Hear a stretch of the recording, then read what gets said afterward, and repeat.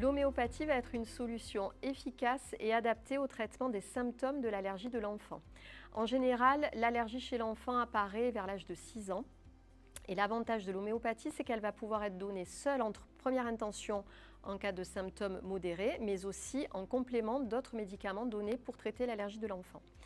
Un deuxième avantage de l'homéopathie, c'est que les médicaments vont être choisis en fonction des symptômes décrits par l'enfant. Par exemple, on va avoir des médicaments pour calmer les démangeaisons. Et selon ce que va dire l'enfant, par exemple, si c'est le palais qui gratte ou les conduits auditifs qui grattent ou si ce sont les yeux qui grattent, on aura des médicaments différents à proposer et qui vont être d'autant plus efficaces qu'ils sont bien adaptés aux symptômes de l'enfant.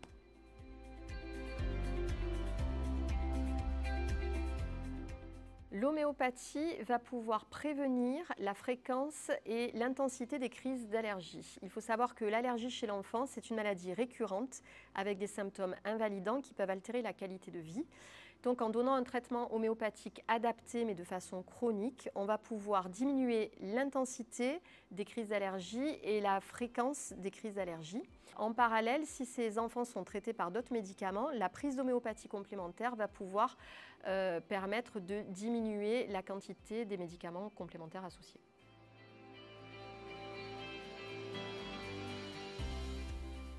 En premier lieu, lorsqu'on a un enfant allergique et quand on sait ce à quoi l'enfant est allergique, il convient d'éviter l'exposition avec l'allergène. Par exemple, un enfant qui va être allergique aux poussières de maison ou aux acariens, il va falloir éviter les tapis, les moquettes dans la chambre de l'enfant, éviter que l'enfant dorme avec beaucoup de peluches autour de lui et aérer les pièces et les chambres régulièrement, quotidiennement, idéalement.